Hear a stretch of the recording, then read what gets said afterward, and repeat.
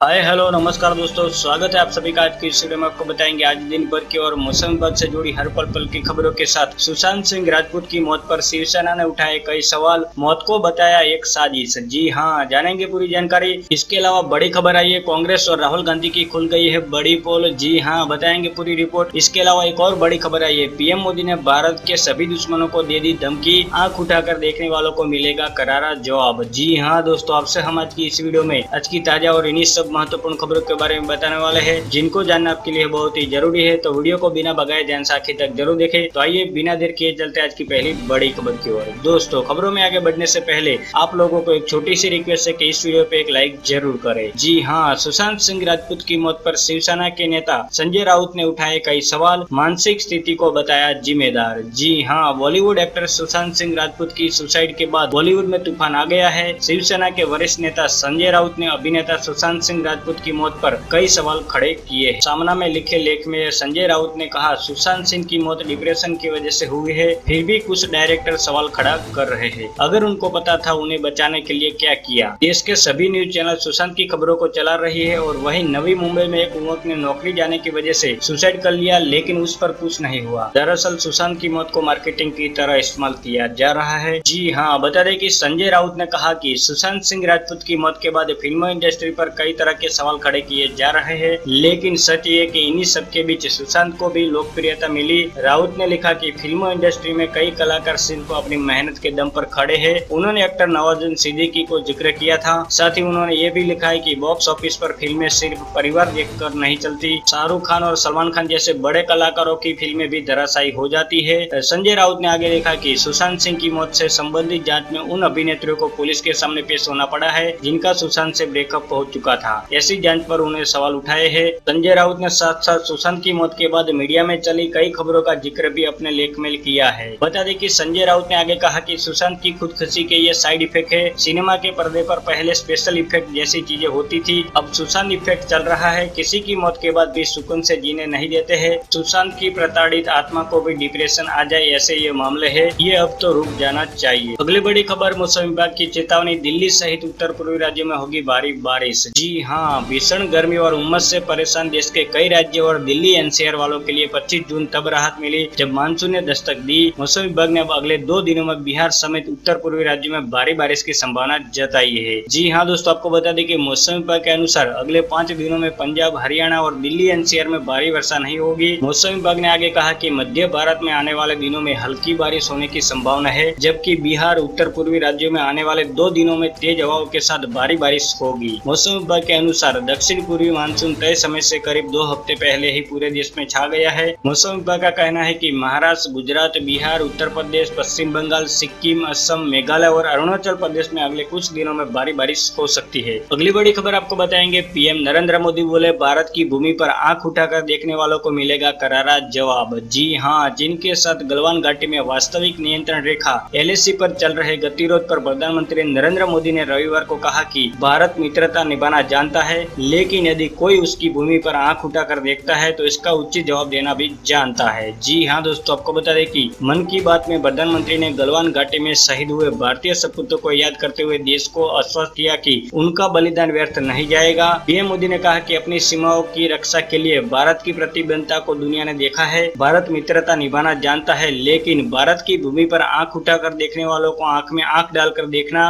और उचित जवाब देना भी जानता है। जी हाँ दोस्तों, पीएम मोदी ने यह भी कहा कि हमारे वीर सैनिकों ने दिखा दिया कि वे कभी भी माँ भारती के गौरव को आंच नहीं आने देंगे। लद्दाख में हमारे जो भी जवान शहीद हुए, उनके शौर्य को पूरा देश नमन कर रहा है। पूरा देश उनका ऋणी है। उनके सामने पूरा देश नतमस्तक है। हर भारतीय उन्हें खोने का दर्द भी अनुभव कर रहा है। कोरोना महामारी का जिक्र करते हुए प्रधानमंत्री ने कहा कि देश जहां तक एक तरफ मजबूती से एक संकट का सामना कर रहा है, तो वही दूसरी ओर कुछ पड़ोसियों द्वारा पेश की गई चुनौतियों से भी निपट रहा है। उन्होंने कहा कि अब से 6-7 महीने पहले हम कहाँ जानते थे कि कोरोना जैसा संकट आएगा और इसके खिलाफ ये लड़ाई इतनी लंबी चलेगी। एक और बड़ी खबर आई है, स्मृति ईरानी का सोनिया गांधी पर अब तक का सबसे बड़ा हमला, बच्चों के लिए देश लूटने में कोई कसर नहीं छोड़ी। जी हाँ, चीन से विवाद के बीच देश में सियासी बयानबाजी का दौर जारी है। राजीव गांधी फाउंडेशन को लेकर केंद्रीय मंत्री स्मृति ईरानी ने कांग्रेस पर हमला बोला है। केंद्रीय मंत्री ने आरोप लगाया कि कांग्रेस अध्यक्ष सोनिया गांधी ने अपने बच्चों के लिए देश को लूटने में कोई कसर नहीं छोड़ी है। जी हाँ दोस्तों, आपको बता दें कि कानपुर बुंदेलखंड और अवध क्षेत्र के संयुक्त जन सेवा रैली को संबोधित करते हुए स्मृति ईरानी ने इस वर्चुअल रैली में उन्होंने झांसी की रानी को याद करते हुए कहा कि बुंदेलखंड की एक बेटी ने राष्ट्र के लिए अपना जीवन बलिदान कर दिया।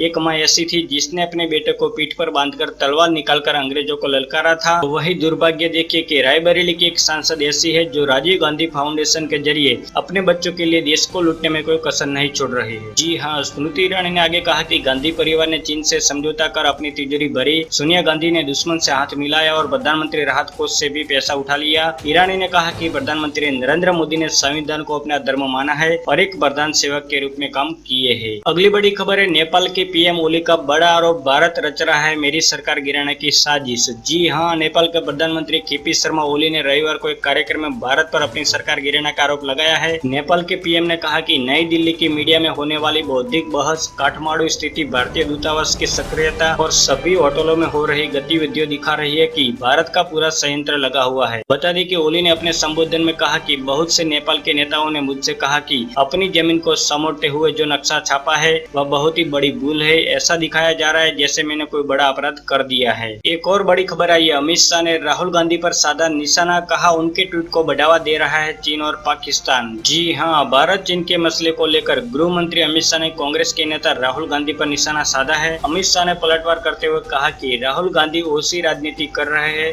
उन्होंने कहा कि राहुल के बयान का फायदा चीन और पाकिस्तान उठाने की कोशिश कर रहा है। अमित शाह ने कहा कि वो चर्चा से नहीं डरते हैं। राहुल को जो कुछ भी कहना है कि वो संसद में आकर अपनी बात रखे। शाह ने कहा कि इस वक्त जवान चीन का सामना कर रहे हैं, ऐसे में राहुल गांधी को ऐसे बयान नहीं देने चाहिए। जी हाँ दोस्तों, आपको बता दें कि अमित शाह ने कहा कि राहुल बाबा को चर्चा करनी है तो करेंगे, तो ये चर्चा से नहीं डरता है। संसद में 1962 से आज तक दो हाथ हो जाए, मगर जब देश के जवान संघर्ष कर रहे हैं, सरकार स्टैंड लेकर ठोस कदम उठा रही है, उस वक्त ऐसे बयान नहीं देने चाहिए। दोस्तों, आपको हमारी ये जानकारी अच्छी लगी तो हमें अपनी राय कमेंट सेक्शन में जरूर बताएं और वीडियो अच्छा लगे तो लाइक करो, ज्यादा से ज्यादा शेयर कीजिए अपने दोस्तों के साथ फेसबुक और व्हाट्सएप पर। अगर आप हमारे चैनल पर पहली बार आए तो चैनल को सब्सक्राइब करके बेल आइकन जरूर दबा दीजिएगा ताकि आप और हम आपस में जुड़े रहेंगे और रोजाना एक दूसरे के साथ काम की खबरें शेयर कर पाएंगे। बस अभी इतना ही, धन्यवाद। वंदे मातरम, भारत माता की जय।